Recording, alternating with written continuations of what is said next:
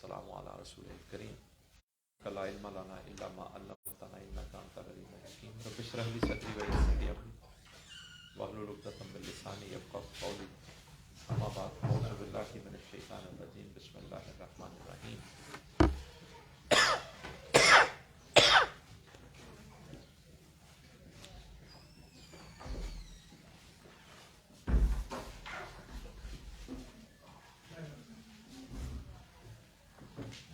سورہ آل عمران کی 12 آیتیں آج کے سبق میں ہم انشاءاللہ پڑھیں گے، آیت نمبر 123 سے 134 تک۔ گفتگو ہماری جو چل رہی تھی وہ آخری آیت ہم نے یہ پڑھی تھی کہ جہاں پر غزوہ احد کے واقعات پر تبصرہ شروع ہوا تھا۔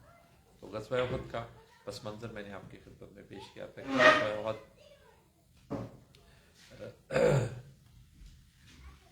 کے آغاز سے پہلے ہی منافقین کا ایک بڑا گروہ جو ہے وہ مسلمانوں کے لشکر سے الگ ہوا۔ تو ایک تو منافقین کا معاملہ کھل کے سامنے آ گیا، دوسرا اس سے مسلمانوں کے گروہ میں بھی کچھ بددلی سی پھیلی کہ اتنا بڑا 300 افراد، 1000 میں سے 300 افراد الگ ہو گئے ہیں، تو ہمارا قافلہ چھوٹا رہ گیا، لشکر چھوٹا رہ گیا۔ کفار کا لشکر 3000 افراد پر مشتمل تھا۔ تو جب سامنا ہوا تو کچھ افراد میں گھبراہٹ پیدا ہوئی، جس پر اللہ نے ان کے دلوں میں تسلی ڈالی۔ اب یہاں سے اور پھر آخری بات یہ ہم نے پڑھی کہ مسلمانوں کو چاہیے کہ وہ اللہ ہی پر بھروسہ رکھیں۔ اب یہاں سے آگے جو بات چلتی ہے وہ مزید غزوہ احد کے کچھ واقعات پر تبصرہ ہے جو ہم آج کے سبق میں پڑھیں گے۔ یہ بات پیش نظر رہے کہ یہ تبصرہ اس اعتبار سے ہے کہ مسلمانوں کو غزوہ احد میں پہلے فتح حاصل ہوئی، لیکن کچھ ڈسپلن کی خلاف ورزی کی وجہ سے مسلمانوں کے لشکر کو بعد میں شکست کا سامنا کرنا پڑا۔ ایک اعتبار سے شکست تھی کہ کفار کا ایک گروہ واپس پلٹا اور انہوں نے مسلمانوں پر پیچھے سے حملہ کیا۔ مسلمان جو وقت مال غنیمت اکٹھا کرنے میں مشغول تھے وہ پریشان ہوئے، پھر جو سامنے والے کفار کے لشکر نے بھی واپس پلٹ کے حملہ کر دیا۔ تو دو اطراف سے گرنے پر مسلمانوں کے لشکر میں تھوڑی سی خرابی ہوئی، انتشار پھیلا، جس کی وجہ سے مسلمانوں کا خاصا نقصان ہوا۔ تو ان آیتوں میں ان واقعات پر تبصرہ کر کے مسلمانوں کی ان کمزوریوں کی نشاندہی بھی ہے اور مستقبل کے لیے رہنمائی بھی ہے کہ اب مسلمانوں کو کیا طرز عمل اختیار کرنا ہے، ان کمزوریوں کو دور کرنے کے لیے کیا کیا جا سکتا ہے۔ ساتھ تسلی ہے کہ پریشان نہیں ہونا، تمہارے ساتھ اللہ کا ساتھ ہے۔ یہ جو کمزوریاں ہیں ان کو دور کرو۔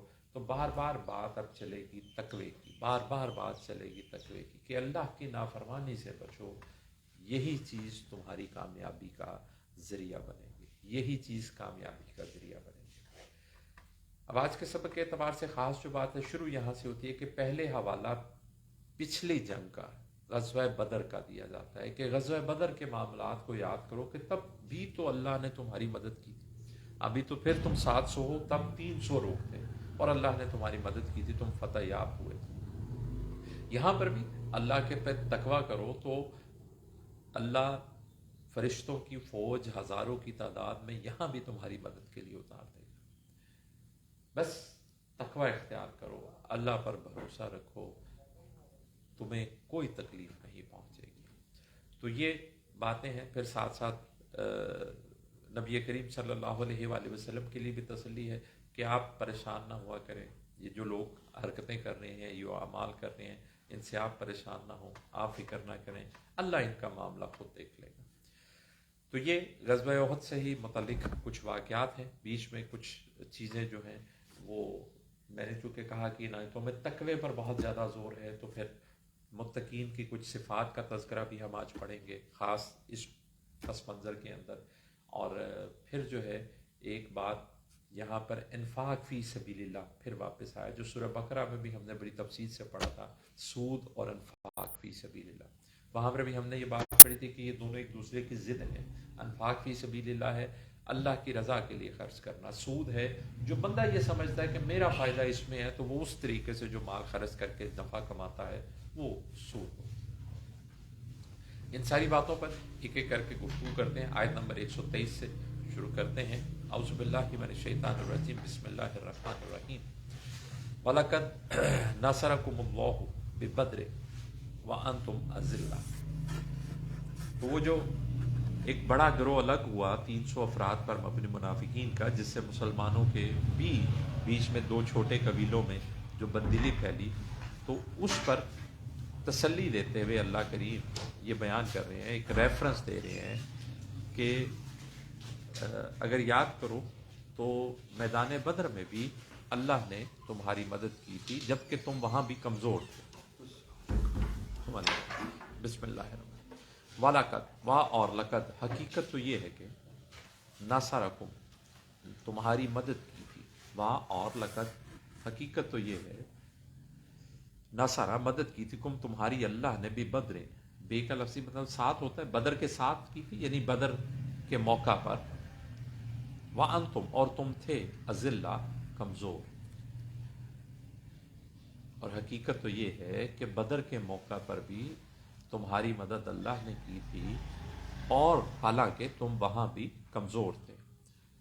फत्तकुल्लाह लअल्लकुम तशकुरून। देखिए, मैं जो बार बार बात की कि अब ग़ज़वा उहद के पस मंज़र में ख़ास जिस बात पर जोर रहेगा, आपको याद हो कि सूरत बकरा में भी जब मुसलमानों को नसीहत वाला पोर्शन शुरू हुआ था, मुसलमानों को हदायत वाला पोर्शन शुरू हुआ, तो बार बार तकवे की बात रिपीट हुई थी। अब यहाँ पर भी हम उस सिलसिले से गुजर रहे हैं। आयत नंबर 101 से 102 से कि मुसलमानों के लिए रहनुमाई के प्रिंसिपल्स हैं, गाइडलाइंस हैं कि मुसलमानों को क्या करना है। तो याद होगा हमने सबसे पहली बात यही पढ़ी थी, अल्लाह से डरना, मरना ना अगर तो मुसलमान हो, अल्लाह का तकवा इख्तियार करो जैसे तकवा इख्तियार करने का हक है। तो अब यहाँ सारी बात तकवे पर चलेगी कि हर चीज़ में यही नसीहत की जाएगी कि तकवा तकवा। तो तकवा एक वसी माने रखता है, अल्लाह की नाफरमानी से बचना, अल्लाह की नाफरमानी से बचना। अब इसमें आगे डर भी, अल्लाह का डर भी आ जाता है कि नाफरमानी से जाहिर है बंदा उसी की नाफरमानी से बचने की कोशिश करता है जिसका डर है। फिर जो इसका लुग़वी मायने सिर्फ अगर निकालने बचना, तकवे का लुग़वी मानी बचना, तो बचना की फिर हर माने में अल्लाह की नाफरमानी से बचना, कहीं पर अल्लाह के नबी करीम सल्लल्लाहु अलैहि वसल्लम की नाफरमानी से बचना, खराबियों से बचना, बिगाड़ से बचना, बुराइयों से बचना, ये सब तकवे के मानों में आता है। तो अब यहाँ पर हम ये भी इस्तिलाही मानी कर सकते हैं इजाफी के। हमने पीछे बात पढ़ी कि वो जो दो गिरोह घबरा गए, इतना बड़ा लश्कर 3000 का देख के कि हम 700 रह गए, 300 पीछे निकल गए, तो उस एतबार से अगर यहाँ पर बात की जाए कि हवाला भी दिया जा रहा है कि बदर भी तो याद करो, वहां भी अल्लाह ने तुम्हारी मदद की जबकि तुम वहां भी कमजोर थे। फत्तकुल्लाह, बस अल्लाह से, अल्लाह की नाफरमानी से बचो, अल्लाह का तकवा इख्तियार करो, लअल्लकुम तशकुरून, ताकि तुम शुक्र गुजार बन सको। अब फिर वो अगर हम सूरह सबा में भी आजकल जो बैतुल क्लास में पढ़ रहे हैं वहाँ पे शुक्र ही की बात है। तो ये सारी चीज़ें इंटरलिंक्ड है। जो अहबाब वहाँ पर शरीक होते हैं, अब उन्हें ये तजुर्बा बारहा हो चुका होगा कि अब हम दो मुख्तलिफ मकामात पर हैं। एक तरफ हम 22वें सिपारे पर हैं, यहाँ पर 4थे सिपारे में, लेकिन हमें मज़ामीन में बड़ी ममासलत नज़र आती है, गुफ्तगू में बड़ी ममासलत सी नज़र आती है। तो ये चीज़ वाज़े है कि भाई कुरान के मौज़ूआत एक जैसे हैं। गुफ्तगू सिर्फ इसी बात पर मबनी है कि भाई अल्लाह अल्लाह अल्लाह के सिवा कुछ नहीं। हर चीज़ इसी नुक्ते के गिर्द घूमती है कि अल्लाह की नाफरमानी से बचना है, अल्लाह का शुक्रगुजार बंदा बनना है। अब उसके अगले प्रोसेस हैं कि सब्र करना है, सलात करनी है, ये सारे वो ज़राए हैं जिनके ज़रिए हमने ये हासिल करना है। क्या? तकवा, तकवा, तकवा, सिर्फ तकवा। ये शुक्रगुजारी, सब्र, सलात, ये सब वो ज़राए हैं, वो प्रैक्टिसेस हैं जिनको अडॉप्ट करके हम तकवा इख्तियार कर सकें जो अल्लाह की डिमांड। क्या कि भाई ये खौफ रहे کہ بھائی کہیں اللہ ناراض نہ ہو جائے. بس یہ خوف رہنا چاہیے کہ اللہ ناراض نہ ہو جائے. یہ خوف ہوگا تو ہر کام سیدھا ہوگا، ہر کام اللہ کی تابع فرمانی کا ہوگا. ہم دنیا میں بھی جو کرتے ہیں کس لیے کرتے ہیں؟ کہیں برادری کے ڈر سے، کہیں گھر والوں کے خوف سے، کہیں گلی محلے کے پریشر سے. یہی چیزیں ہماری فکر ہوتی ہے. وہ کیا کہیں گے، وہ کیا کہیں گے، یہ کیسے ہوگا، کوئی اعتراض نہ کر دے. ہماری سارا دن جو ہے وہ اسی چکر میں گزرتا ہے نا. جبکہ سب سے امپورٹنٹ کیا چیز ہوتی ہے؟ اللہ کا ڈر، اللہ کی ناراضی کا ڈر، کہ اللہ ناراض نہ ہو.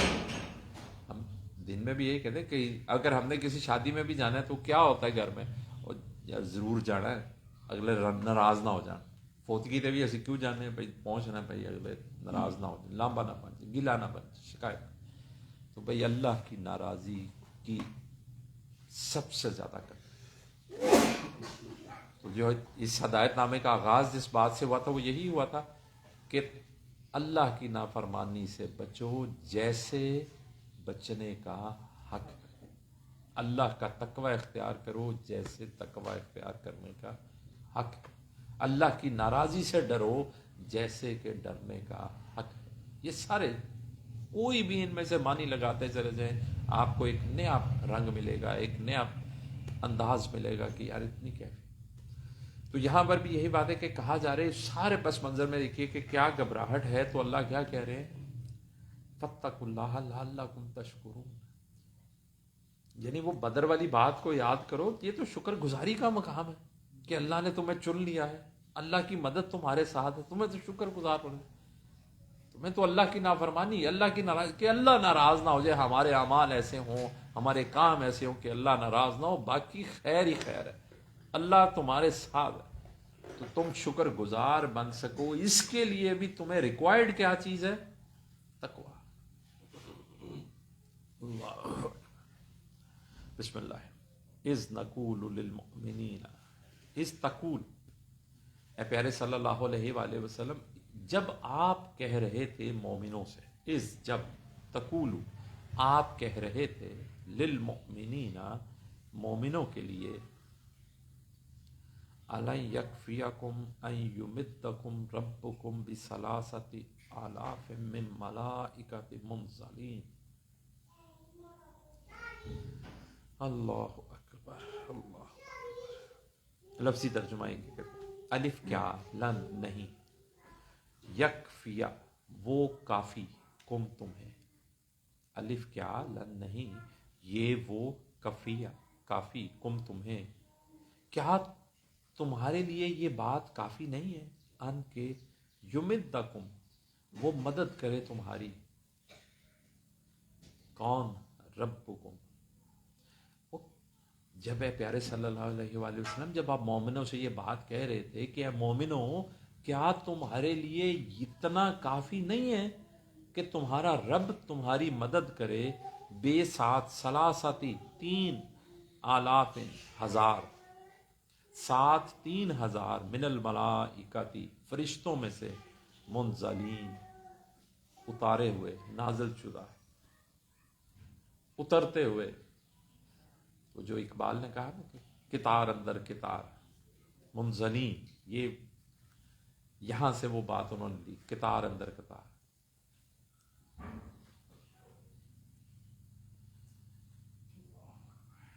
جب آپ مومنوں سے کہہ رہے تھے کہ اے مومنوں کیا تمہارے لیے یہ بات کافی نہیں ہے کہ اللہ فرشتوں میں سے 3,000 نازل کر کے فرشتے تمہاری مدد کرے، تمہارے لیے یہ بات کافی نہیں ہے؟ اللہ کہہ رہے ہیں بلا، یہ بار بار یہ ایکسپریشن پڑھ چکے، ہاں کیوں نہیں، ان تصبروا وتتقوا. شرط کیا ہے؟ ان تصبروا وتتقوا، اگر تم صبر کرو اور تم تقوی اختیار کرو، اگر تم صبر کرو اور تم تقوی اختیار کرو.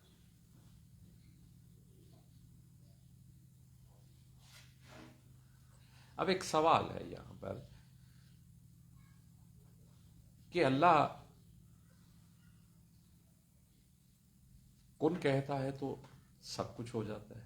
تو یہاں پر فرشتوں کے اتارنے سے ہی کیوں مدد کی گئی؟ اللہ ویسے ہی چاہتا تو کفار کے لشکر کو نیست و نابود کر سکتا ہے.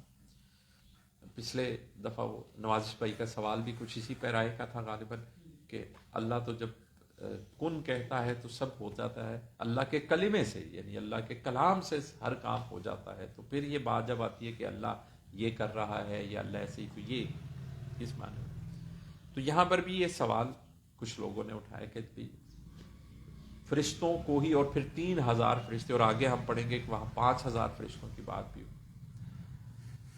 تو یہ دراصل میں جو ایک بات اکثر کہتا ہوں کہ اللہ ہمارے لیے ویسے ماحول بناتا ہے یا ویسے الفاظ استعمال کرتے ہیں یا ویسی بات بتاتے ہیں جو ہماری عقل اور سوجھ بوجھ کو سوٹ کرتی ہے.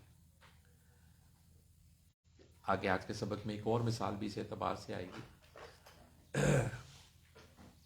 کہ مسلمان تعداد دیکھ کے پریشان ہیں، ان کی زیادہ ہے ہماری کم ہے. اللہ کہتے ہیں میں تمہارا لشکر بڑھا دیتا ہوں، اور لشکر بھی اب ایسے لوگوں سے نہیں جو تمہارے ساتھ کے ہیں، لشکر بھی میں آسمان سے اتار کے بھیج رہا ہوں. منزلین، میں نازل کرتا ہوں انہیں تمہارے ساتھ نیچے اتر رہے، یعنی آسمان سے مخلوق نیچے اتر آئے تمہاری مدد کے لیے، تمہاری تسلی کے لیے. انسان کا مزاج یہی ہے نا کہ وہ تعداد، چونکہ تعداد دیکھ کے گھبرا رہے ہیں تو اللہ کہتا ہے تمہاری تعداد کے لیے پھر میں انسان نہیں، میں اپنی آسمانی مخلوق تمہارے لیے ادھر تعداد کے طور پہ بھیج دیتا ہوں، کہ وہ 3000 ہے نا، تو 3000 دیکھو تمہارے، تم جدھر ہو وہ ادھر کے ادھر ہے، ان کے لیے 3000 میں نے بھیج دیے ان کا مقام. تو نبی کریم صلی اللہ علیہ وآلہ وسلم اللہ کے حکم سے مومنوں کو یہ تسلی دے رہے ہیں کہ مومنوں تمہارے لیے کیا یہ بات کافی نہیں ہے؟ تو اللہ کیا کہہ رہے ہیں؟ بلا، ہاں کیوں نہیں، 3000 فرشتوں کی مدد کیوں نہیں آتی. ان تصبروا وتتقوا، بات یہ ہے کہ اگر تم صبر کرو، یعنی گھبرا نہ جاؤ کہ جی ہمارے 700 رہ گئے ادھر 3000 ہے، اور تتقوا، نافرمانی سے بچو. اللہ اکبر. وَيَأْتُكُم مِّن فَوْرِهِمْ هَٰذَا، اور یاتکم، وہ آئے تمہارے اوپر، من سے، فورہم. اب فور کا ایک لفظی ترجمہ تو جوش ہے، ہم اپنے جوش میں، یعنی وہ زور سے آ دھمکے تمہارے اوپر، وہ جوش سے تمہارے اوپر حملہ آور ہو جائیں، وہ تمہارے اوپر حملہ آور ہو جائیں. ھذا یمددکم ربکم بخمسۃ آلاف من ملائکۃ مصومین. ھذا، یہ، یعنی وہ اس طرح تم پر حملہ آور ہو جائے تو یہ یمددکم، وہ مدد کرے گا، کم تمہاری، ربکم تمہارا رب. یعنی اگر یہ کفار تم پر اچانک حملہ آور ہو جائیں، اگر یہ کفار تم پر پورے جوش سے حملہ آور ہو جائیں، اگر یہ کفار پلٹ کر تم پر حملہ آور ہو جائیں، یمددکم، وہ مدد کرے گا تمہاری، ربکم تمہارا رب، بخمسۃ، بے ساتھ، خمسہ 5، آلاف 1000، من ملائکۃ، فرشتوں میں سے. وہ تمہارا رب تمہاری مدد کرے گا 5000 من الملائکۃ، فرشتوں میں سے، مصومین،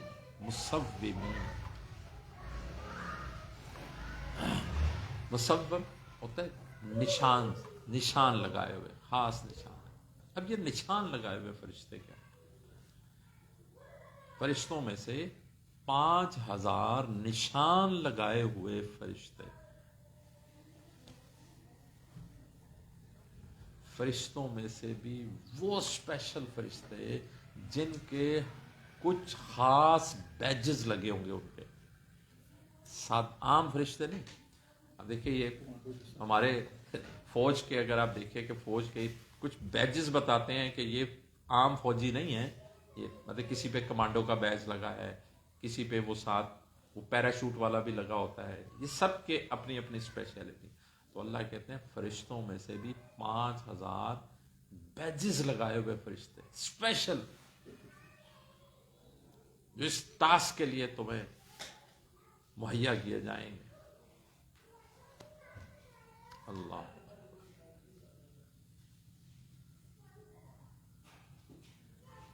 تو یہ سب کیوں ہے؟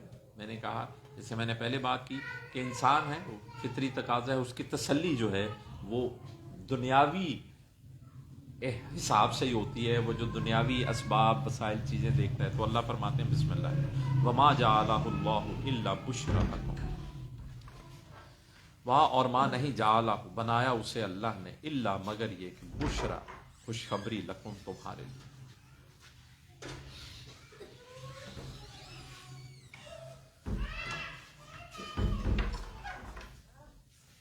نہیں بنایا اسے اللہ نے مگر خوشخبری تمہارے لیے.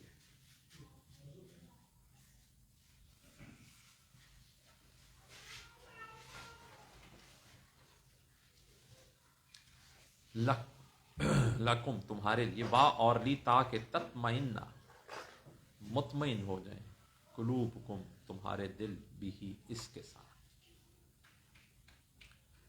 یہ بات میں نے پہلے عرض کر دی کہ آخر فرشتے ہی اتار کے کیوں؟ کیا؟ تاکہ یہ تمہارے لیے خوشخبری ہو جائے اور تمہارے دل اس کے ساتھ مطمئن ہو جائیں.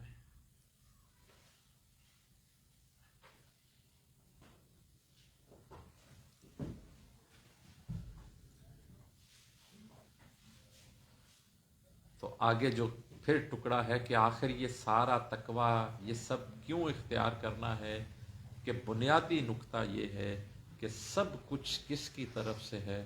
اللہ کی طرف سے. بسم اللہ الرحمن ومن نصر الا من عند اللہ العزیز الحکیم، کہ مدد تو صرف اللہ کی طرف سے ہے جو غالب بھی ہے، جو حکمت والا بھی. ومن نصر، اور نہیں ہے کوئی مدد، الا سوائے اس کے کہ من عند اللہ، من سے، ان دی پاس اللہ کی، جو عزیز ہے اور حکیم ہے. پھر یہاں پر یہ صفتیں کیا ہیں؟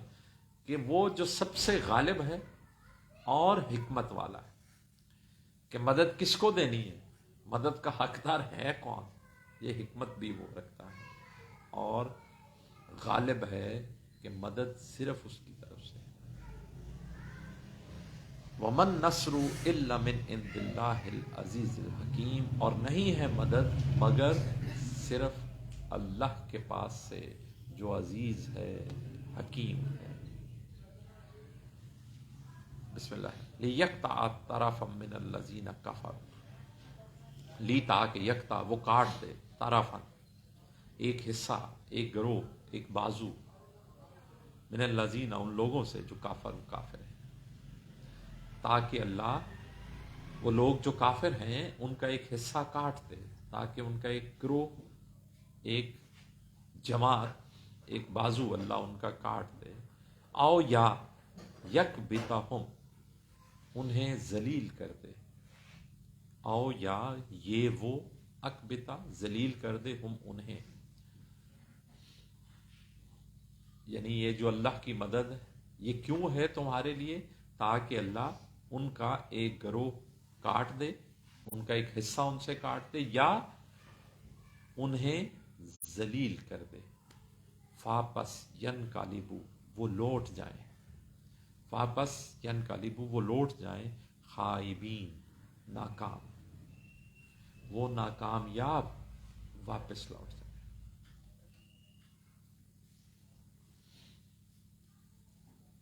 اب یہ بات شروع کہاں سے ہوئی تھی؟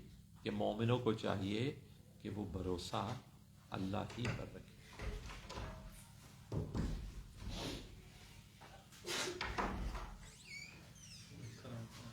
وعلیکم السلام.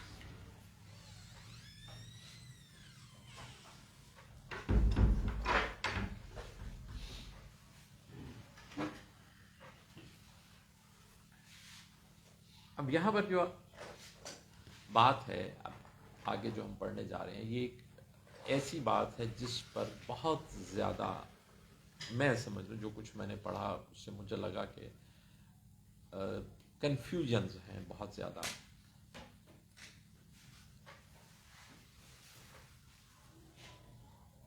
نبی کریم صلی اللہ علیہ وآلہ وسلم خود بھی اس اعتبار سے فکر میں تھے کہ ایک طرف ایک گروہ چھوڑ کے چلا گیا ہے، دوسری طرف جو موجود ہیں ان میں سے کچھ لوگ گھبراہٹ کا شکار ہو گئے ہیں، تیسری طرف جو حملہ آور ہیں ان کے لیے ان کے اعتبار سے ایک کہہ لیں کہ چونکہ آپ رحمت للعالمین ہیں تو اس اعتبار سے فکر مند تو ہمیشہ رہتے تھے کہ لوگ ایمان قبول نہیں کر رہے، انہیں اندازہ نہیں ہے کہ وہ اپنا کیا نقصان کر رہے ہیں. تو یہ جو کفار ہیں اب وہ دشمن من کے حملہ آور ہو گئے ہیں. تو نبی کریم صلی اللہ علیہ وسلم کی تو ہمیشہ سے ایک خواہش رہی کہ لوگ اسلام قبول کریں، آئیں، اللہ کے تابع فرمان بندے بنے. تو نبی کریم صلی اللہ علیہ وآلہ وسلم اس اعتبار سے غم کا شکار بھی ہوتی. یہ ساری تسلیاں قرآن میں مختلف مقامات پر نبی کریم صلی اللہ علیہ وسلم کو اللہ کی طرف سے دی جاتی رہی ہیں کہ آپ فکر مند نہ ہوا کریں، آپ ان کے بارے میں پریشان نہ ہوا کریں، کیونکہ یہ معاملہ آپ کے اختیار میں کہ کون اسلام لائے اور کون نہ لائے، کون اللہ کا تابع فرمان بنے اور کون اللہ کا تابع فرمان نہ بنے. اب ان کا معاملہ اللہ کے سپرد ہے. اللہ چاہے جس کو بخش دے، جس کو چاہے توبہ کی توفیق دے.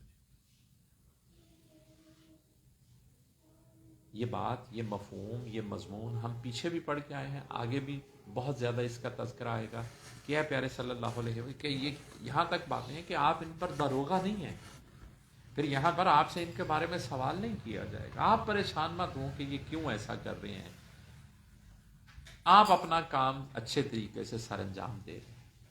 اب یہاں پر ایک گروہ الگ ہو جاتا ہے، دوسرا فکر مند ہے، تیسرا جو ہے وہ سامنے مقابلے کے لیے کھڑا ہے دشمن کی صورت میں.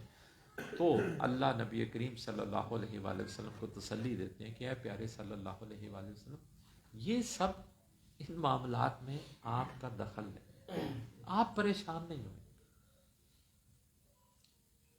اب ان کے ساتھ کیا کرنا ہے یہ آپ کے رب کا معاملہ،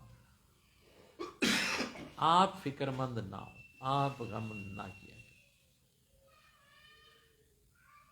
میں نے جو پڑھا اکثریتی مفسرین نے یہاں پر اس نقطے پہ آ کے اس آیت کا جو ترجمہ کیا ہے اور اس کی جو تفاسیر کی ہیں وہ یہ کی ہیں کہ اللہ نبی کریم صلی اللہ علیہ وآلہ وسلم کو یہ کہہ رہے ہیں کہ لوگوں کو عذاب دینا یا سزا دینا یا معاف کرنا یہ آپ کا اختیار نہیں ہے.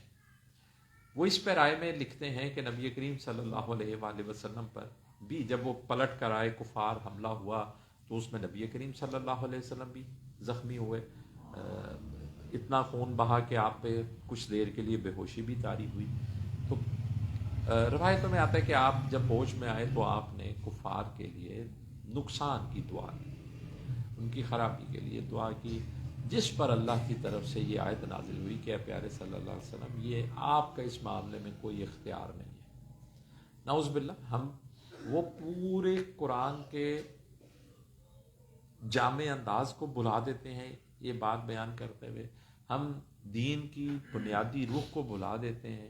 ہم یہ کہتے ہیں کہ یہاں تک کچھ مفسرین نے لکھا کہ اللہ نے نبی کریم صلی اللہ علیہ وآلہ وسلم کو ٹوک دیا کہ آپ یہ نہیں کریں. ہمیں یہ باتیں ساری سمجھنی ہیں کہ ہم یہ باتیں بیان کر کے خود کتنا بڑا سوالیہ نشان بنا رہے ہیں کہ نبی کریم صلی اللہ علیہ وآلہ وسلم ایسے کام کر رہے ہیں کہ جو اللہ کی طرف سے نعوذ باللہ انہیں ٹوکا جا رہا ہے یا روکا جا رہا ہے. کہ اللہ کی طرف سے تو آپ کے لیے ایک مسلسل ہدایت نامہ بھی چل رہا ہے، اور آپ کا بھی جو اللہ کو راضی رکھنے کے لیے اپنے اندر جو معاملہ ہے وہ کسی بھی انسان سے بڑھ کر کتنا بڑھ کر ہے، زیادہ ہے. تو ہم جب یہ بات کر رہے ہوتے ہیں کہ آپ صلی اللہ علیہ وسلم کی اس دعا پر آپ کو اللہ نے روک دیا کہ نہیں ہے پیارے صلی اللہ علیہ وسلم آپ کا اس میں کوئی اختیار نہیں، اور لوگوں نے یہاں پر لفظ لکھے ہیں کہ آپ کا اس معاملے میں کوئی اختیار نہیں ہے. تو میں نے اس لیے یہ پہلے آپ کو یہ ساری تمہید بیان کر دی کہ یہاں پر یہ جو ایک بات ہو رہی ہے کہ آپ کا اس معاملے سے کوئی دخل نہیں ہے، اس معاملے میں وہ کون سا معاملہ ہے کہ یہ کون نافرمانوں کی صف میں کھڑا ہوتا ہے اور کون تابع فرمانوں کی صف میں کھڑا ہوتا ہے. اب اللہ ان کے ساتھ کیا معاملہ کرتا ہے، اللہ ان کے ساتھ کیا معاملہ کرتا ہے، آپ اس معاملے میں فکر مند نہ ہو. تو یہ آیت بطور تسلی کے ہے، نہ کہ بطور روک ٹوک. مفسرین نے یہی لکھا، اکثریتی نے، کہ یہ روکنے کی بات ہے، کہ بلکہ کچھ نے تو اس سے بھی آگے پھر باتیں لکھی جو کہ مجھے یہ لگتا ہے کہ یہ نبی کریم صلی اللہ علیہ وسلم کی، جب ہم یہ باتیں بیان کر رہے ہیں تو نعوذ باللہ ہم سخت الفاظ استعمال کر کے کہیں گستاخی کے مرتکب نہ ہو جائیں. ہمیں پورے منظر کو سمجھنا ہے، ہمیں پورے دین کی روح کو سمجھنا ہے، نبی کریم صلی اللہ علیہ وسلم کی پوری زندگی کو دیکھنا ہے. وہ اللہ کی طرف سے جو مسلسل یہ کلام آ رہا ہے، اس کے انداز کو، اسلوب کو سمجھنا ہے. تو یہ بات سمجھ میں آتی ہے کہ اللہ نبی کریم صلی اللہ علیہ وسلم کی اس موقع پر اس فکر کے اعتبار سے تسلی دے رہے ہیں کہ آپ فکر مند نہ ہو کہ وہ چھوڑ کے چلے گئے، ان کا کیا بنے گا، یہ پریشان ہے، کیا ہوگا، سامنے کھڑے ہیں. آپ تسلی رکھیے، ان سب کا معاملہ اللہ دیکھ، آپ کو جو کام ہے آپ وہ تسلی سے کیے جا رہے ہیں، اسی پر قائم رہیے. بسم اللہ الرحمن الرحیم. لیس لک من الامر شیء، لیسا نہیں، لکا آپ کے لیے، من الامر کوئی کام، شیئن کچھ بھی،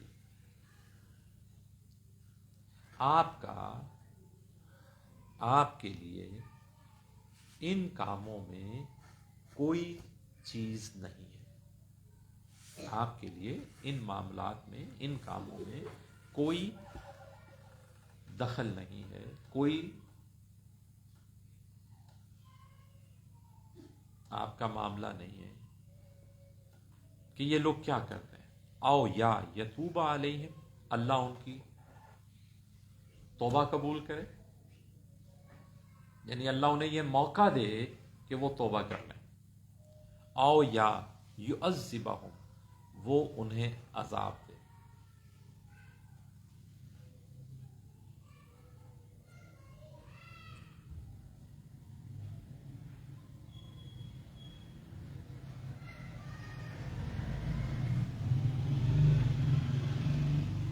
دیکھیں ہم ایک، میں اب یہاں پر مثال، پھر ایک ذہن میں میرے بات آ گئی، میں آپ کو اس مزید تسلی کے لیے ایک بات خدمت میں عرض کر دیتا ہوں کہ ایک طرف دیکھیے ہم یہ کہتے ہیں کہ طائف کے موقع پر جب واقعہ ہوا طائف کا، تو کفار نے نبی کریم صلی اللہ علیہ وسلم کو کتنی تکلیف پہنچائی. تو جبرائیل علیہ السلام پہاڑوں کے فرشتے کو لے کے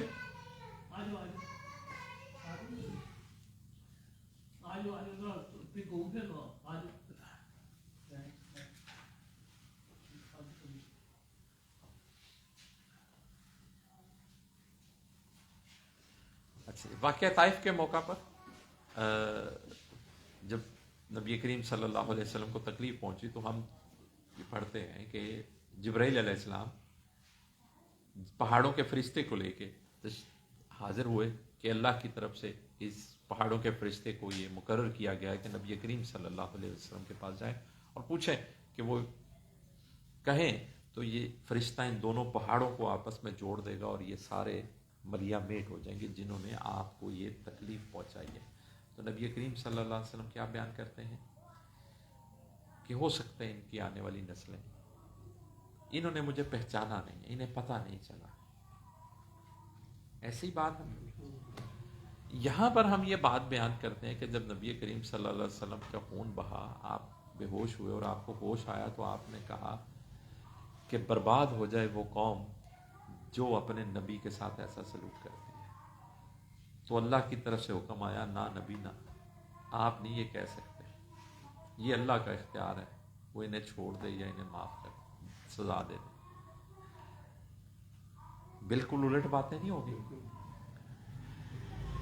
دونوں موقع پر سچویشن کیا ہے، نبی کریم صلی اللہ علیہ وسلم کو تکلیف پہنچائی آپ، اور دونوں کیسز میں آپ پر کا خون بہا. ایک سین میں ہم کہتے ہیں کہ اللہ کی طرف سے فرشتے آ گئے کہ اجازت دیجئے ان کو ملیا میٹ کر دیں جنہوں نے آپ کو یہ تکلیف پہنچائی. دوسرے میں ہم کہتے ہیں کہ نبی کریم صلی اللہ علیہ وسلم نے خود کہا کہ یہ ملیا میٹ ہو جائیں تو اللہ نے روک دیا نہیں، انہیں نہیں کرنا، یہ اللہ کا اختیار ہے، انہیں سزا دے کہ سزا عذاب دے یا معاف کر دے. بالکل الٹ نہیں باتیں ہو گئی. یہ کیسے ممکن ہے؟ یہ کیسے، یہ تضاد مجھے نہیں سمجھ میں آتا کہ یہ کیوں نہیں ہم اس کا جائزہ لیتے. اس ٹکڑے کا حق یہی بنتا ہے کہ وہ جو نبی کریم صلی اللہ علیہ وسلم یہ رویوں کو دیکھ کر جس فکر میں تھے کہ یہ لوگ کیا کرتے جا رہے ہیں، تو اللہ کی طرف سے تسلی آئی کہ ان کو بدلنا یہ آپ کا کام کیا ہے؟ پیغام پہنچا. آپ کا کام ہے اللہ کے احکامات کی تعمیل، وہ آپ کر رہے ہیں، آپ تسلی سے کرتے جائیے. اللہ انہیں توبہ کی توفیق دیتا ہے یا اللہ انہیں عذاب دیتا ہے، آپ کا اس معاملے سے کوئی تعلق نہیں. یہ ہے بات، یہ ہے نقطہ جو سمجھنے کا ہے. اللہ بسم اللہ. لیس لک من الامر شیء او یتوب علیہم او یعذبہم فانہم ظالمون، بس بے شک وہ ظالم ہیں.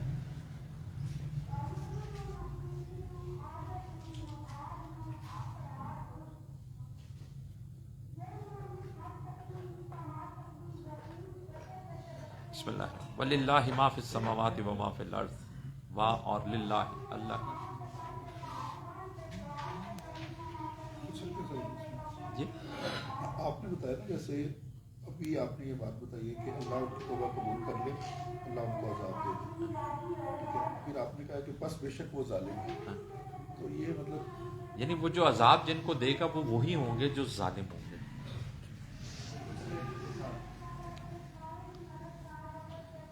وَلِلَّهِ مَا فِي السَّمَاوَاتِ وَمَا فِي الْأَرْضِ، اور للہ اللہ ہی کے لیے ہے ما جو کچھ ہے فی السماوات آسمانوں میں، وما فی الارض اور جو کچھ زمین میں. اور اللہ ہی کے لیے ہے جو کچھ آسمانوں میں ہے اور جو کچھ زمین میں. یغفر لمن یشاء ویعذب من یشاء، وہ معاف کر دیتا ہے لمن جس کے لیے وہ چاہتا ہے، ویعذب اور وہ عذاب دیتا ہے من یشاء جسے وہ چاہتا ہے.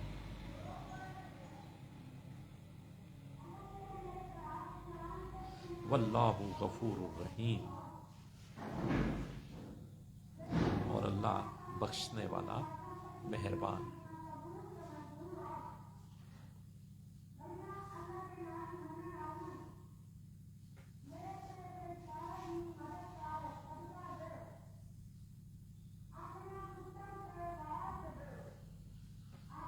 اب یہاں سے جو بات شروع ہو رہی ہے وہ پھر یکدم بات آ جاتی ہے سود کی کہ ایمان والو سود کو بڑھا چڑھا کے نہ کھاؤ.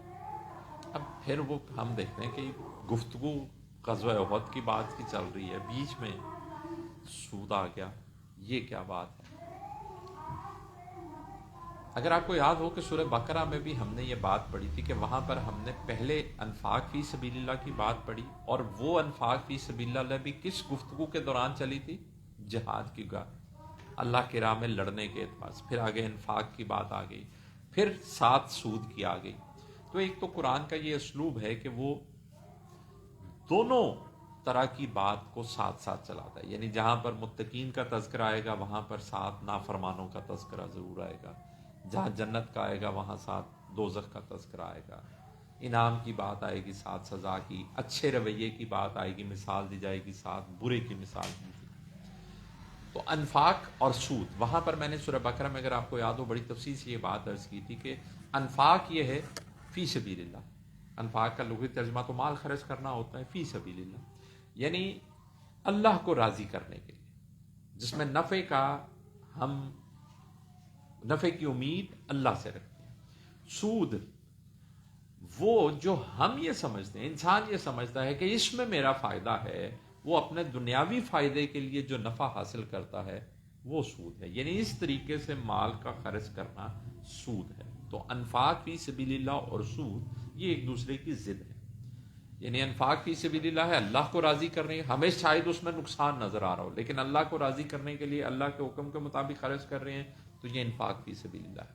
سود یہ ہے کہ ہم اپنا ذاتی فائدہ دیکھ رہے ہیں کہ مجھے اس میں یہ نظر آ رہا ہے کہ میں اتنے دوں گا تو میں نے اتنے لینے ہیں، کیلکولیشنز کے حساب سے۔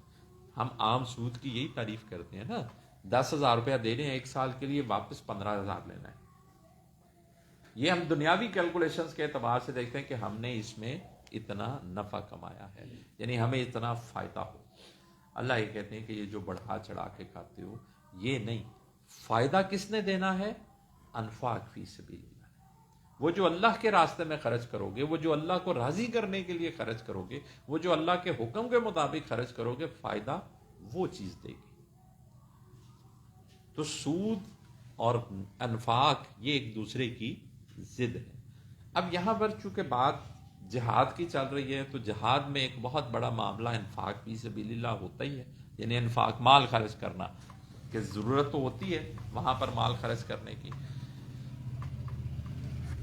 اب یہاں پر بھی آگے انفاق کی بات آئے گی لیکن یہاں پر ترتیب الٹ ہوگی، یعنی وہاں پر بات یہ ہوئی تھی سورہ بقرہ میں پہلے انفاق پھر سود کا تذکرہ آیا، ممانعت آئی سے۔ یہاں پر پہلے سود کا تذکرہ ہو رہا ہے اور پھر انفاق کا آگے تذکرہ آئے گا کہ اصل چیز کیا ہے؟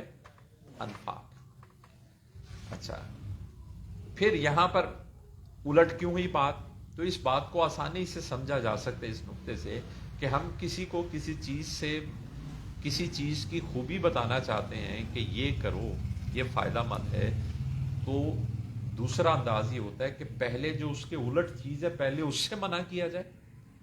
مثال ایسے کہ ہم کسی کو سچ بولنے کی تلقین کر رہے ہیں تو پہلے اسے کہیں جھوٹ سے بچو، جھوٹ بری چیز ہے، پھر اس کے بعد اگلا کیا مرحلہ ہے کہ ہم اسے کہیں کہ سچ بولو۔ تو یہ انداز اس طرح یہ الٹ پلٹ ہے کہ یہاں پر گفتگو پہلے منع کرنے کی آگی، پھر جو کرنے کا کام ہے اس کی آگی۔ اچھا، اب پھر خاص غزوہ احد پر تبصرہ ہوتے ہوئے بیچ میں سود کے بڑھا چڑھا کے کھانے کے، اور خطاب ہے یا ایھا الذین آمنوا، ایمان رکھو۔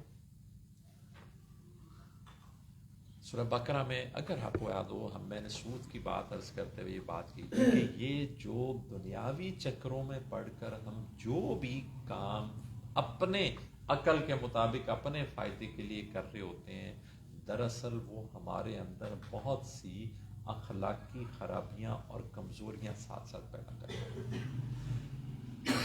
مال کو ذاتی، ہم مال کی محبت ہمیشہ انسان کے اندر بزدلی اور بے حسی پیدا کرتی ہے۔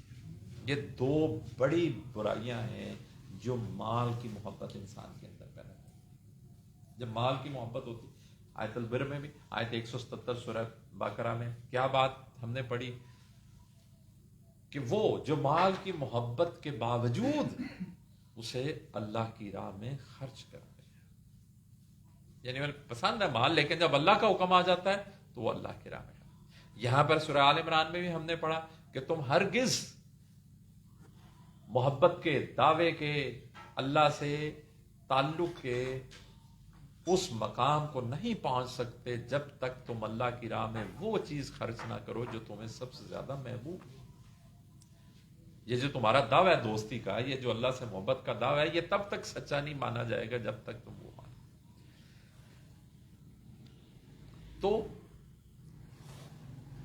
غزوہ احد پر یہ جو تبصرہ ہو رہا ہے، اللہ کہہ رہے ہیں یہ وہ جو لوگ گھبرا گئے تھے بیچ میں، کفار بڑے ہو گئے، زیادہ لشکر ہے، ہمارے 300 چھوڑ گئے، بنے گا کیا؟ اللہ کہہ رہے ہیں یہ جو بزدلی پیدا ہوئی ہے نا، اس کی وجہ وہ مال کی محبت ہے۔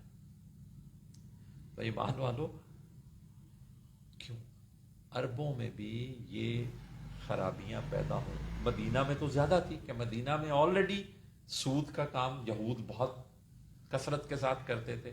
اب مسلمان جو وہاں کے، اور یہ جو دو قبائل جن میں یہ بزدلی پیدا ہوئی تھی وہ مدینہ ہی کے تھے، ایک اوس قبیلے کا گروہ تھا اور ایک حضرت قبیلے کا گروہ، تو انہی میں یہ ساری زندگی انہوں نے گزاری تھی، یہ بھی ان کے ساتھ مل جل کے یہی کام کرتے تھے۔ اللہ نے کہا، یعنی دیکھیے کہاں کتنی بنیادی جڑ کی نشاندہی کی گئی ہے کہ آج یہ جو تھوڑی سی گھبراہٹ ان میں نظر آ رہی ہے، اس گھبراہٹ کی وجہ کیا ہے؟ مال کی محبت۔ تو ایمان والو، یہ جو بڑھا چڑھا کے کھاتے ہو نا، یہ چھوڑ دو۔ اگر مقابلہ کرنا ہے نا ایک دوسرے سے، تو وہ اللہ کی راہ میں خرچ کرنے کا مقابلہ کرو، مال کمانے کا مقابلہ نہ کرو کہ وہ اتنا کما رہا ہے تو میں نے بھی کوئی ایسی پالیسی اختیار کرنی ہے کہ میں اس سے زیادہ کما لوں۔ یعنی مال کی محبت کے چکر میں تمہارے اندر اخلاقی خرابیاں پیدا ہوں گی، اخلاقی کمزوریاں، جس کا رزلٹ تمہیں آج یہ نظر آ رہا ہے کہ یہ دیکھو لوگ بندے دیکھ کے گھبرائیں گے، وہ اتنا ہمارا کیا بنے گا؟ اور وہ جو واپس پلٹ گئے ان کی بے حسی۔ یہ سب کیوں ہو رہا ہے؟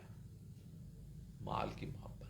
تو مال کی محبت چھوڑو، اگر مقابلہ ہی کرنا ہے ایک دوسرے سے، آگے ہی بڑھنا ہے، تو کس چیز میں بڑھنے کی کوشش کرو؟ اللہ کی راہ میں خرچ کرنے کی۔ یہ ہے اس کا یہاں، اس آیت کا، اس ٹکڑے کا یہاں موجود ہونا۔ ورنہ عمومی یہی حیرانت کہ غزوہ احد کی بات چل رہی ہے، بیچ میں سود کا تذکرہ آ گیا، اور ہمارے ہاں عموماً بتایا بھی ایسے ہی جاتا ہے کہ یہ بیچ میں ویسے بات آ گئی، آگے پھر وہ ہے۔ قرآن کی ایک اللہ کا کلام ہے، اللہ بتائے کہ اس ترتیب سے گفتگو چل رہی ہے تو ایسے ہی نہیں ہے، اس ترتیب کا ایک خاص مقصد ہے۔ وہ مجھے آپ کو سمجھنا ہے، وہ ایک الگ نقطہ ہے، ہمیں سمجھنے کی کوشش کرنا ہے، ایسے نہیں گزر جانا کہ یہ بس ایسے ہی ہے۔ اللہ کریم مجھے اور آپ کو اس کلام کو پڑھنے، اس کو سمجھنے اور اس پر عمل کرنے کی توفیق عطا فرمائے۔ اچھا، اب میں صرف ترجمہ میرے خیال عرض کر دوں گا تو بات آسان ہو جائے گی۔ بسم اللہ الرحمن الرحیم۔ یا ایھا الذین آمنوا لا تأکلوا الربا اضعافا مضاعفا۔ اے لوگو جو ایمان لائے ہو، نہ تم کھاؤ، لا نہ تاکلو، تم کھاؤ، ربا، سود، اضعافا مضاعفا، بڑھا چڑھا کر، دگنا چگنا۔ اضافہ بھی زیادہ کی تشریح کرتا ہے اور مضاعفہ بھی زیادہ کی ہے، تو یعنی دگنا چگنا، دگنے کا ڈبل چگنا ہو گیا نا، یعنی وہ بھی آیا، وہ بھی تاکید، یعنی اتنا بڑھا چڑھا کے تم کھا رہے ہو، یہ نہ کھاؤ۔ پھر نقطہ کیا آ گیا؟ واتقوا اللہ لعلکم تفلحون۔ پہلے تھا لعلکم، اوپر پہلی لائن میں تشکرون، اب آ گیا یعنی کامیابی کا بھی کیا راز ہے؟ تقوی۔ یعنی آج دیکھو اس میدان میں یہ جو تمہیں کامیابی نہیں ملی نا، اللہ کی نافرمانی سے ہو سکتی۔ اب کون سی بنیادی جڑ کی نشاندہی کی جا رہی ہے؟ مال کی محبت۔ اللہ اکبر۔ واتقوا النار اللاتی اعدت للکافرین۔ اب بڑی قیمتی بات ہے یہ، اور یہاں پر کافرین کا ترجمہ کافر نہیں کرنا، وہ لغوی ترجمہ کرنا ہے جو میں بار بار آپ کی خدمت میں پیش کیا کرتا ہوں۔ جو بات نہیں مانتے، جو اللہ کی بات نہیں مانتے، اور ڈرو اس آگ سے، اور اتقوا، ڈرو، نار، آگ سے، اللہ تی، جو کہ اعدت، تیار کی گئی ہے، للکافرین۔ یا ایھا الذین آمنوا سے بات ہو رہی ہے نا، تو نصیحت انہیں کی جا رہی ہے اور بتایا جا رہا ہے سزا کافروں کو ملے گی۔ انہیں بتایا جا رہا ہے بھئی اللہ کی نافرمانی سے ڈرو تاکہ تمہیں کامیابی ملے، اور ڈرو اس آگ سے جو تیار کی گئی ہے ان لوگوں کے لیے جو اللہ کی بات نہیں مانتے۔ وَأَطِیعُوا اللَّهَ وَالرَّسُولَ لَعَلَّکُمْ تُرْحَمُونَ۔ یرحمکم اللہ۔ اور اطاعت کرو، حکم مانو اللہ کا اور رسول صلی اللہ علیہ وآلہ وسلم کا، تاکہ تم پر رحم کیا جائے۔ हुक्म मानो। इस मैदान में कुछ लोगों ने, अल्लाह माफ फरमाए, नबी करीम सल्लल्लाहु अलैहि वसल्लम का भी हुक्म नहीं माना। कामयाबी हासिल करनी है, फत्तकुल्लाह, और डरो साग से जो उन लोगों के लिए तैयार की गई है जो अल्लाह की बात नहीं मानते, और अल्लाह का हुक्म मानो और रसूल सल्लल्लाहु अलैहि वसल्लम का हुक्म मानो ताकि तुम पर रहम किया जाए। वसारियू, जल्दी करो, आगे बढ़ो, इला तरफ मगफिरत की, मिर रब्बिकुम, अपने रब की तरफ से। दौड़ लगाओ, मुकाबला करना है अगर तो किस में करो? अपने रब से माफी हासिल करने में।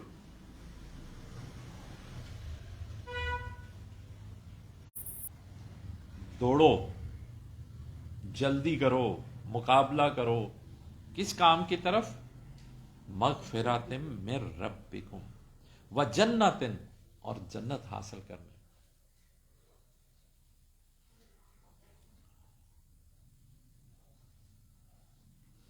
अर्जुहा, जिसकी चौड़ाई, जन्नत जिसकी चौड़ाई, अर्ज हम कहते हैं ना, अर्ज एक कपड़े का अर्ज कितना है? चौड़ाई, जिसकी चौड़ाई, समावातु वल अर्द, जिसकी चौड़ाई आसमानों और जमीनों की।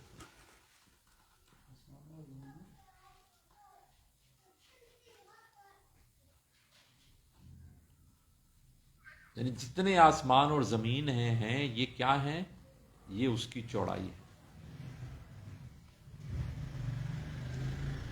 फिर ये वो बात है जो मैंने शुरू में अर्ज की थी कि तमसील है, ये इतनी चौड़ी है नहीं, वो इतनी चौड़ी है जो हमारी अकल में समा ही नहीं सकती। हमारी अकल की मैक्सिमम कैपेसिटी कितनी है? यही समझना कि ये जमीनों आसमान, जितने जमीनों आसमान, और फिर अभी चौड़ाई की मिसाल दी है, लंबाई की नहीं दी, सिर्फ चौड़ाई की मिसाल, और वो भी हमारी अकलों के मुताबिक कि हम जितना चौड़ा, मैक्सिमम हमारी इतनी अकल है कि जितनी जमीनें साथ करते जाएं, फिर आगे आसमान लगते जाएं, इतना ही चौड़ा। और यहां पर यह नहीं कहा कि जितने चौड़े जमीन और आसमान है, कहा उसकी चौड़ाई जमीनों आसमान है। यानी कुल जमीनों आसमान मिला दिए जाएं तो उतनी उसकी थी, जिसकी चौड़ाई ये है। क्या? समावात वल अर्द। और फिर मैंने अर्ज किया कि कुरान में जितनी ये तमसीलें हैं अल्लाह के जन्नत की या दोज़ख की या आसमानी चीजों की, वो हमारी अकल के मुताबिक, उसकी तमसील हमारी अकल के मुताबिक, वरना वो अकल में समाने वाली चीजें नहीं। अल्लाह कहते हैं जब मुकाबला करना जे तो किदेश करो, अपने रब को माफी लैन, और उस जन्नत नू जिदी चौड़ाई जमीनों आसमान, उइद्दत लिल मुत्तकीन, ऊपर आया उइद्दत लिल काफिरीन, वो तैयार की गई है आग उन लोगों के लिए जो अल्लाह की बात नहीं मानते, और ये उन लोगों के लिए तैयार की गई है जो अल्लाह की बात मानते हैं। मुत्तकीन, जो अल्लाह की नाफरमानी से बचते हैं, यानी अल्लाह की बात मानते हैं। काफिरीन, जो बात नहीं मानते। मुत्तकीन, जो नाफरमानी से बचते हैं, जो बात मानने की लगन में होते हैं, जो बात मानने की कोशिश करते हैं। अब इन मुत्तकीन की बात की जा रही है, आगे और साफ आएंगे, कुछ अभी हम पढ़ेंगे और बाकी फिर अगले सबक में। और पहली सिफत देखिए क्या है, अल्लाज़ीना युनफिकूना, वो लोग जो इन्फाक करते हैं। यानी ऊपर खराबी बताई कि ये जो खराबी पैदा हुई, ये किस वजह से हुई थी? مال کی محبت تو اللہ نے منع کیا ہے جڑا مال ودا چڑھا کے محبت بنی جائے نا اینو چھڑ دے. تو آپ کہا کہ متقین بننے میں دوڑ لگاؤ. متقین کون؟ الذین ینفقون، وہ جو انفاق کرتے ہیں، وہ جو اللہ کی راہ میں مال خرچ کرتے ہیں. فی السرائی والضرائی، چاہے تنگ دستی ہے چاہے خوشحالی ہے.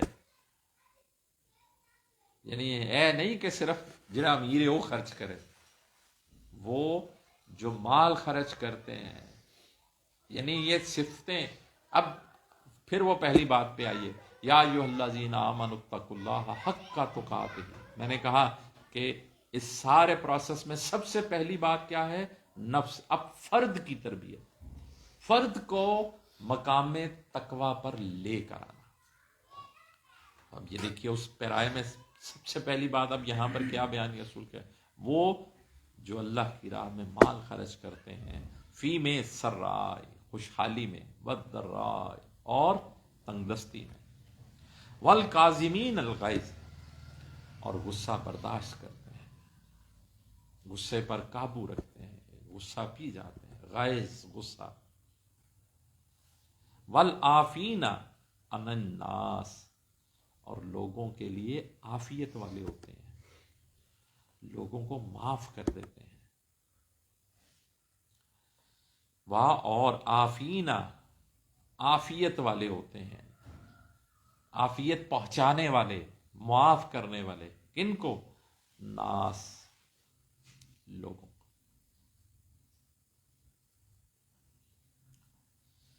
اللہ اکبر. واللہ یحب المحسنین. تو وہ لوگ جو نیکی کو بہترین انداز میں سر انجام دیتے ہیں، اللہ کو یہ لوگ بڑے پیارے ہیں.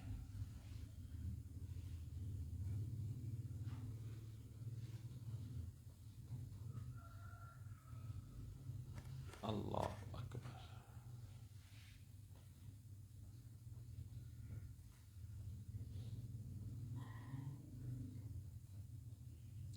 واللہ یحب المحسنین. صدق اللہ العظیم.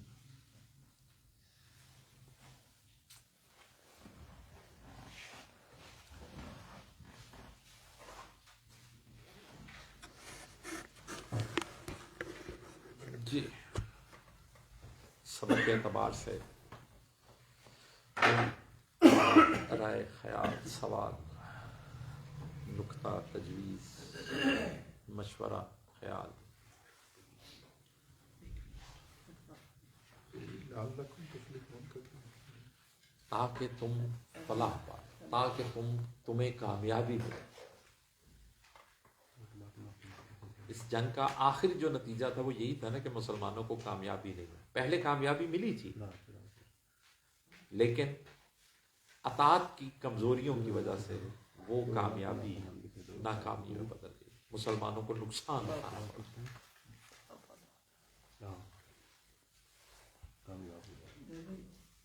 جی کون سا؟ یا ایھا الذین آمنوا لا تاکلوا، اے لوگو جو ایمان لائے ہو، لا نہ تاکلو، تم کھاؤ، ربا، سود، اضافا مضاعفا. اضافہ بھی وہی ہے، مضاعفہ بھی وہی ہے. اضافہ دگنا، مضاعفہ چگنا، یعنی دگنے کا دگنا. اور تم نہ کھاؤ سود بڑھا چڑھا کر، دگنا چگنا کر کے. یعنی یہ ایک طرح سے خرابی بتائی جا رہی ہے کہ آج یہ جو بزدلی نظر آ رہی ہے، یہ جو کمزوری، گھبراہٹ نظر آ رہی ہے کچھ لوگوں میں، اس کی وجہ کیا ہے؟ مال کی محبت. اے لوگو جو ایمان لائے ہو، نہ تم کھاؤ سود کو بڑھا چڑھا کر، اور ڈرو اللہ سے، اور اللہ کی نافرمانی سے بچو. لعلکم تفلحون، تاکہ تم کامیاب ہو جاؤ.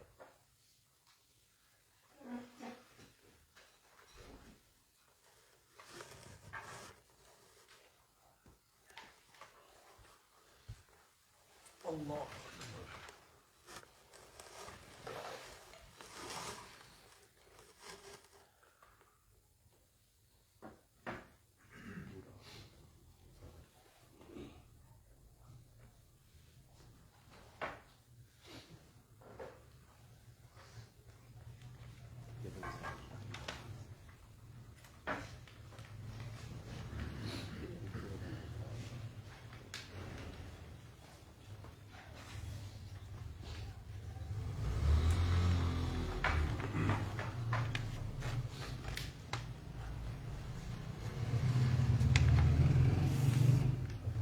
دو جو وہاں والی بات آپ نے رکھی، دو قبیلے جو پیچھے ہٹ گئے اور پھر ہمیں گمان آتا ہے یا چند لوگوں کو گمان آتا ہے جیسے پیارے نبی کریم صلی اللہ علیہ وسلم نے بدوا کی.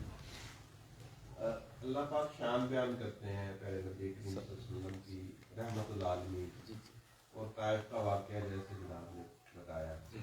اگر ان دونوں چیزوں کو بھی سامنے رکھیں تو یہ ایسا محسوس ہوتا ہے کہ وہ جملے فکر میں تھے، فکر مندی میں تھے یا حسرت میں تھے جو آپ نے بیان کیا ہے کہ پیارے نبی کریم صلی اللہ علیہ وسلم کی یہ شان ہی نہیں ہے کہ وہ کسی کو بدوا دے. ایک تو یہ بات ہے کہ ہمیں نبی کریم صلی اللہ علیہ وآلہ وسلم کے لیے یہ لفظ بھی استعمال نہیں کرنے ہیں. کون سے والے؟ بد دعا، کہ کسی کے نقصان کی دعا. بد لفظ جو ہے نا، دیکھیے ہم لفظ کیا استعمال کریں. اب یہ اردو کی روانی میں ہم استعمال کر جاتے ہیں. نبی کریم صلی اللہ علیہ وآلہ وسلم سے کوئی، اللہ معاف فرمائے، اللہ معاف فرمائے، کوئی بد منسوب نہیں ہے، چاہے وہ دعا کے ساتھ ہی لگ رہا ہے. یہ لفظوں کے چناؤ کی بات ہے، احتیاط ہے، یہ سمجھنے کی باتیں ہیں.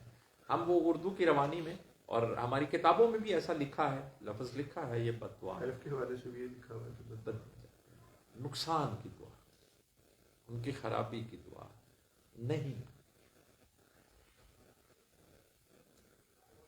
یہ میں یہاں پر میں نے یہ نہیں، میں یہ کہہ رہا کہ کبھی کی نہیں نبی کریم صلی اللہ علیہ وسلم کے. جب وہ بڑا واقعہ ہے کہ جب وہ 70 لوگ علماء شہید کر دیے جو وہ لے کے جا رہے تھے کہ ہمیں تربیت کے لیے بھیجیں، راستے میں انہوں نے شہید کر دیے کفار نے. تو نبی کریم صلی اللہ علیہ وسلم لگ بھگ 1 مہینہ فجر کی نماز میں یہ دعا مانگتے ہیں جس سے ہم دعائے قنوت کے طور پہ پڑھتے ہیں، اللہم انا نستعینک و نستغفرک. اس کا آخری ٹکڑا کیا ہے؟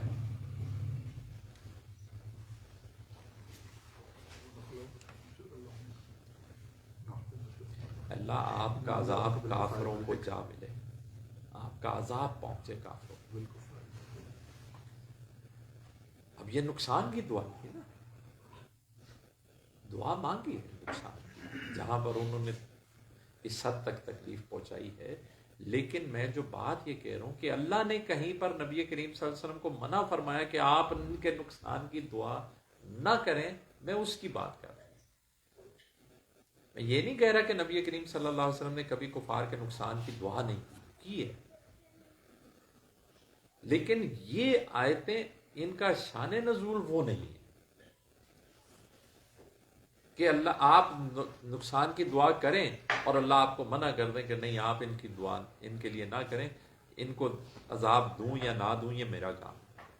میں اس پیرائے میں بات کر رہا تھا، اس پس منظر میں بات کر. 2 قبیلے جو واپس چلے گئے 300 کے قریب افراد. نہیں 300 لوگ واپس چلے گئے تھے، وہ متفرق تھے. وہ ان کی قیادت عبداللہ بن ابی جو سب سے بڑا منافق تھا وہ کرتا.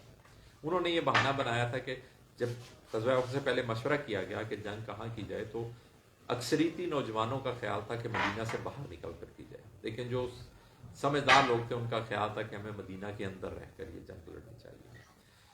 اتفاق سے عبداللہ بن ابی بھی ان لوگوں میں سے تھا جن کا یہ خیال تھا کہ ہمیں مدینہ کے اندر رہ کر لڑنی چاہیے. لیکن نبی کریم صلی اللہ علیہ وسلم نے ان لوگوں کی جنہوں نے کہا کہ باہر چل کے چلنی چاہیے، مقابلہ کرنا چاہیے، بات مان لی. تو یہ لوگ آدھے راستے سے پلٹ گئے یہ بہانہ کر کے جب ہماری بات نہیں مانی تو ہم کیوں ساتھ جائیں. جب میدان احد میں پہنچ گئے، کفار کا لشکر سامنے آ گیا، تو پھر مزید 2 گروہ تھے مسلمانوں کے لشکر کے جو اب گھبرائے یہ دیکھ کر کہ یہاں تو 3000 کا لشکر ہے. تعداد ان کی جب خیمے لگ گئے تو کہا ہمارے تو 300 لوگ پہلے ہی نکل گئے، پیچھے ہمارے پاس بھی. وہ گھبرا گئے، وہ واپس نہیں گئے، وہ گھبرا گئے. تو اللہ کی طرف سے ان پر تسلی بھی نازل ہوئی اور ساتھ یہ حکم کہ مسلمانوں کو یہ چاہیے کہ وہ اللہ پر بھروسہ رکھیں.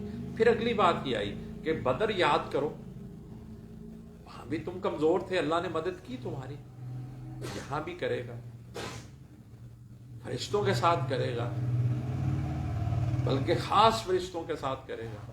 ان تصبروا وتتقوا، صبر اور تقوی. تو مسلمانوں کو فتح نصیب ہوئی. اب جنگی پلاننگ کے تحت نبی کریم صلی اللہ علیہ وسلم نے 50 تیر انداز مقرر کیے ہوئے تھے ایک راستے پر کہ یہاں سے ہٹنا نہیں ہے. اور آپ صلی اللہ علیہ وسلم نے اس کے لیے اتنا سخت حکم دیا تھا کہ اگر ہم مر بھی جائیں اور ہماری لاشیں کوے چیلیں نوچنے لگ جائیں تم نے پھر بھی یہ جگہ نہیں چھوڑنی. لیکن جب فتح ہو گئی مسلمان اپنا مال غنیمت سمیٹنے لگ گئے تو وہ لوگ نیچے اتر آئے کہ جی ہم بھی مال غنیمت. تو ان کے جو لیڈر تھے انہوں نے منع کیا کہ پیارے صلی اللہ علیہ وسلم نے کہا جگہ نہیں چھوڑنی ہے. تو ان لوگوں نے جواز یہ دیا کہ وہ حکم تھا ہارنے کی صورت میں. اب تو ہم فتح یاب ہو گئے ہیں تو ہمیں اب اس کی بات باقی نہیں. نعوذ باللہ ان کا ایک حال. تو 35 لوگ ان میں سے نیچے اتر آئے اور مال غنیمت سمیٹنے لگے. کفار کے وہ پسپا ہوتے ہوئے لشکر میں سے حضرت خالد بن ولید نے یہ بات دیکھی. وہ پھر پورے غزوہ احد پہاڑ کے پیچھے سے لمبا چکر کاٹ کے اس راستے سے واپس پلٹے. مسلمان اس وقت مال غنیمت وہ جو 15 کھڑے تھے وہ مقابلہ اس طرح نہ کر سکے, وہ سارے شہید ہو گئے. وہ لشکر پیچھے سے مسلمانوں کے اوپر چڑھایا. سامنے والا بھی جو کفار کا لشکر جا رہا تھا وہ بھی واپس پلٹ آیا. اب یہ دو اطراف سے مسلمان اور مسلمان اپنی تلواریں وغیرہ سمیٹ چکے تھے. تو یہ جو معاملہ ہوا یہ ان ساری باتوں کو لے کے اب یہ تبصرہ ہے جو کچھ ہم نے پچھلے سبق میں پڑھا, اب یہ پڑھ رہے ہیں, آگے بھی ابھی یہی چلے گی گفتگو کچھ سبقوں میں کہ یہ سارا جو ہے یہ معاملہ ہوا. اس کی وجوہات کیا تھی, اب مسلمانوں کو اپنے اندر کیا کیا بہتریاں لانی ہیں. تو یہ اس کا ایک جزء ہے جو ہم نے آج پڑھا کہ جس میں یہ ایک بات ہوئی کہ مسلمانوں کو صبر کرنا ہے. تقوی میں نے کہا ساتھ ساتھ چلے گا. تقوی ایک بنیادی نقطہ ہے, بنیادی نقطہ ہے. اس کو حاصل کیے بغیر سٹیج 2 آ ہی نہیں سکتی. اور پھر ہم نے پہنچنا ہے سٹیج 3 جہاں پر ہونا ہے دعوت الخیر, امر بالمعروف اور نہی عن المنکر. وہ ہے تیسری سٹیج, ریاست کا قیام, دین کی عملداری. وہ ہے سٹیپ 3. ہم تو پہلے سٹیپ کو ہی نہیں کر رہے. اور ہر بندہ یہاں پر آپ کو بات یہی کرتا ہوا ملے گا سٹیپ 3 کس دن لاگو ہوگا, سٹیپ 3 کیسے چلے. بھئی آپ سٹیپ 2 نہیں چلا رہے, سٹیپ 1 پہ آ ہی نہیں رہے ہیں, تو سٹیپ 3 کیسے پاسبل ہے. یہ دیکھیے کہ یہاں پر کتنے لوگ ہیں تقوی والے ساتھی, لیکن بیچ میں کمزور لوگ بھی تھے. ان کمزوروں کی وجہ سے بڑے مارکے میں خرابی ہو گئی. اللہ کہہ رہے ہیں کہ وہ جو کمزور ہیں ان کو بھی جب تک اپنے آپ کو اس لیول پہ وہ نہیں لائیں گے, اجتماعیت جب تک نہیں آئے گی تب تک. اور اجتماعیت سے پہلے فرد ہے. فرد ٹھیک ہوگا تو سٹیپ 2 اجتماعیت کا آئے گا. اور اجتماعیت جب قرآن پر کاربند ہو جائے گی تقوی کی صفت سے فیض یاب ہونے کے بعد, تو پھر سٹیپ 3 آئے گا کہ اب وہ اس قابل ہوں کہ وہ دوسروں کو دعوت دیں. اور پھر جو نہ مانے اس کو زور سے نیکی کروائیں, اور پھر بھی نہ مانے تو سزا دیں. یہ تیسرا درجہ. یہاں پر جو بھی آپ دیکھیں وہ بات ہی تیسرے درجے سے شروع کریں. آپ کہیں پر گفتگو دیکھ لیں, مذہبی حلقوں میں دیکھ لیں, تو پہلی بات یہ ہوگی جی خلافت کا قیام, خلافت کا قیام. آپ کے پاس وہ لشکر ہے صحیح. غزوہ احد 3 ہجری میں ہو رہا ہے, 18 سال تقریباً اب تک 15-16 سال گزر چکے ہیں, 15-16 سال. لیکن ابھی بھی مارکا ہوا تو کمزوریاں سامنے آئیں. دیکھیں کتنی بنیادی بات کی نشاندہی کی جا رہی ہے کہ یہ جو چند لوگ بیچ میں سے متزلزل ہوئے, لڑکھڑائے, وجہ مال کی محبت. یہ بھی ٹھیک کرو. اس لیے کہا کہ اللہ کی نافرمانی سے بچتے ہیں وہ لوگ کون جو اللہ کی راہ میں مال خرچ کرتے ہیں, چاہے خوشحالی ہے چاہے تندرستی.